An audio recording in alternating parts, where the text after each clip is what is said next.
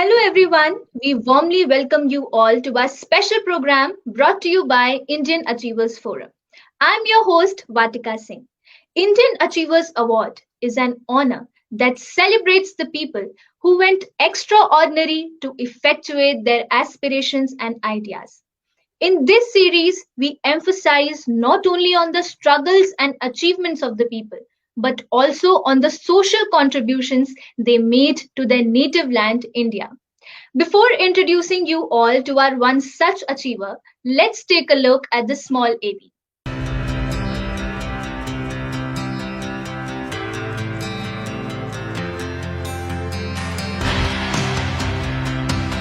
Indian Achievers Forum is driven by a full-fledged advisory board.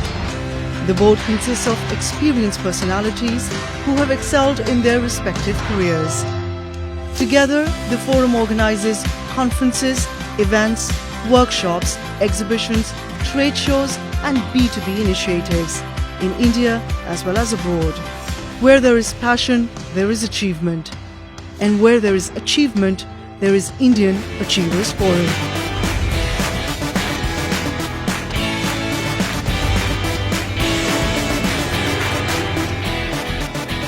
Today we have with us the founder and CEO of Shri Shiksha, Ms. Tavishi Kumar. Hello, ma'am. How are you? I'm very good. How are you, Vatika? I'm also good. So, before entering into the questions, tell us something about yourself and your professional role. As you've already mentioned, I am the founder and CEO of Shri Shiksha. But before getting into that, I would like to tell you that I like to see myself more as an explorer. I've been an explorer since early childhood, though I've not traveled that much, but I've explored in my own ways. I've adventured in my own ways through my own venture. My venture is the source of my adventure. And I love to expand my horizons,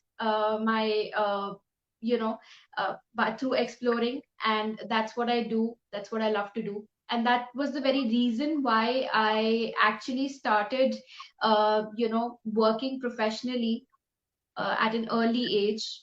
At the age of 15, I started working. So that was the very reason, because it gives me the kick, it gives me a chance to explore. And yeah, that's the very reason why I started working at such an early age, such a tender age. About Shri Shiksha, there are a lot of things that I can discuss, because first of all, it is for the students, by the students, and of the students, an organization that is meant to help the youth of India in developing their personality and filling up the knowledge and skill and ability gap. It is a long list things that I can speak about Sri Shiksha, but in short, it is a training platform. And what I'm currently doing is training, consulting, and motivational speaking. And the fun part is that I'm self-taught. I am 19 years old right now, so um, I have evolved myself through reading inspirational content, by listening to many inspirational content creators, and that's how I have evolved myself. And I'm certainly endeavoring to teach the same process and same ideology to other students as well. So that's my endeavor, and I hope Sri Shiksha is able to achieve its goals and objectives. Yeah, right. So, since we know that how unique your idea is, so what inspired you to pursue this idea? Like, what was that one thing that you thought that no, I have to chase this?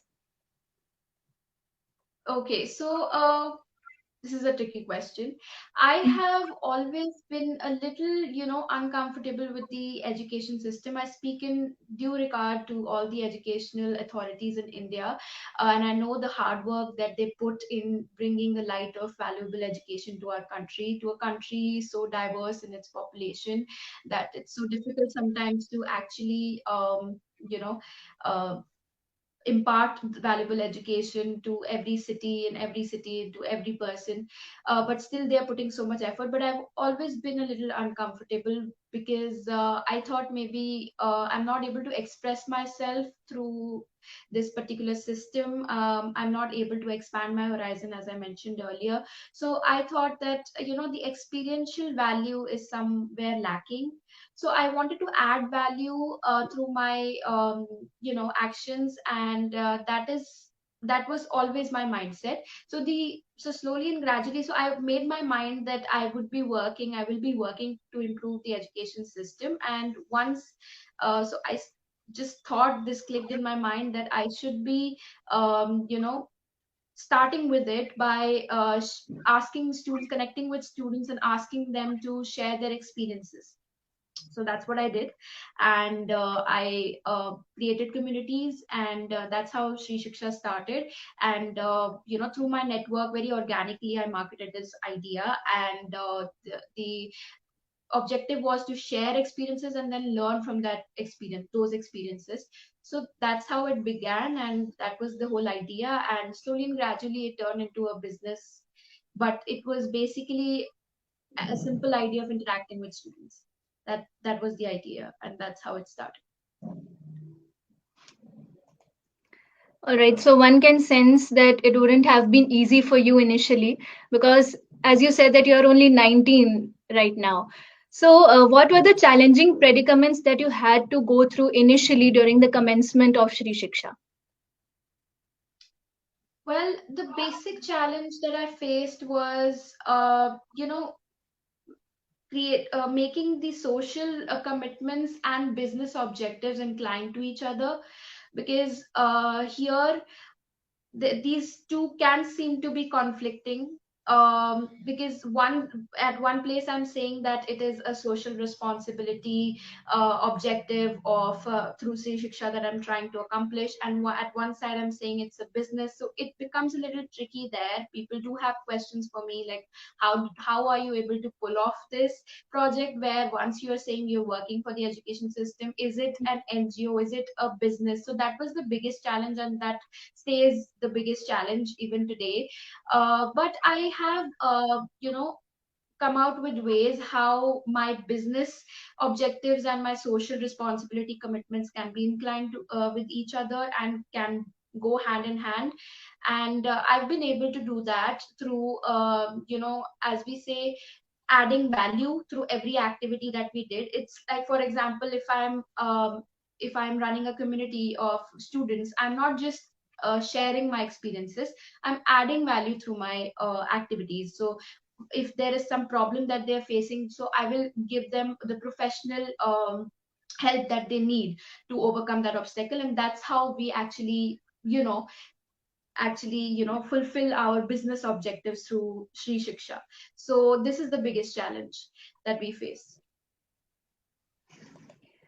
Okay, so moving ahead, I'm very keen to know that how does Shri Shiksha actually work? Like, what are the functions and how do you facilitate people with it? Yes. So we, as I told you, we started as an interaction platform, but then it slowly and gradually transformed itself or evolved itself to a professional training platform. It was not just interactions. So right now the services that we provide are professional courses that are given by mentors who are experts of their fields, and also project implementation services. For example, if a student is having a plan in his mind and wants to start his own brand, or maybe start has some idea about a business opportunity and wants to put it into action, then we help them, give them the professional assistance for the same. So we have various courses. One can check our website.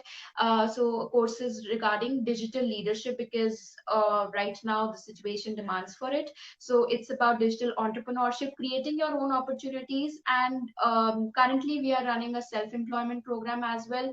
So which means that the students can create their own opportunities by putting their plans into action. And for that we give them the required assistance and training. It's very interesting. It's a very interesting concept if someone wants to um, you know try it, because first of all we are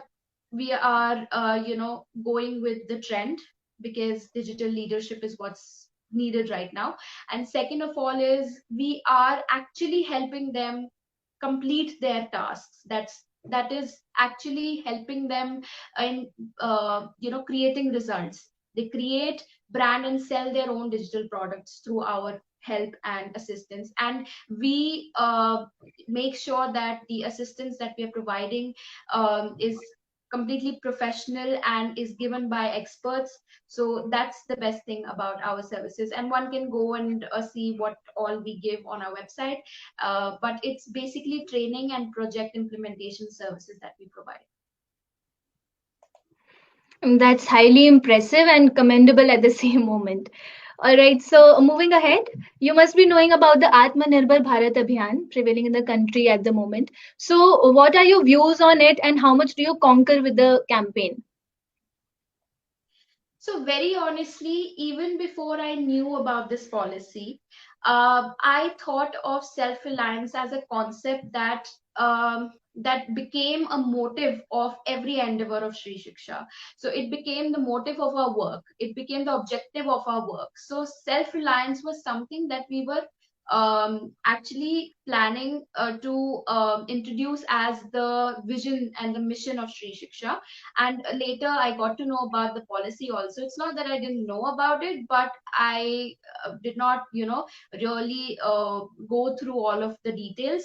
But after that, after we introduced it, people started to recognize it, and they started to refer us to that policy. So we also kind of started going through the policy details and stuff. But even before that, I was very determined to make self-reliance as the objective of our endeavor with Sri Shiksha.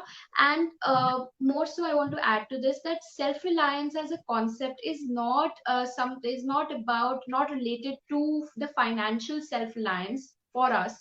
So if I give you an example, if someone is working for survival, and if someone is working just because he thinks that this work or this job pays them well, but they are not willing enough to work in that organization, then I don't call that person self-reliant.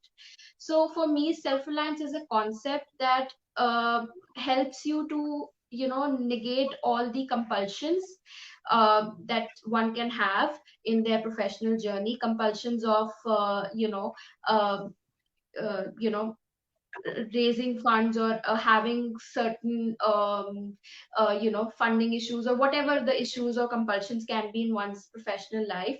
To negate that, to be able to negate that and still work willingly, is self-reliance for me.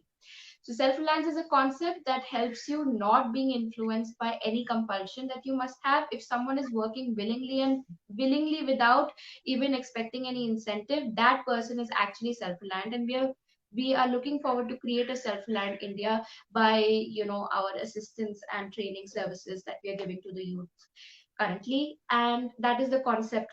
And I'm certainly endeavoring to contribute to create a self-reliant India in this, adhering to the explanation I just gave.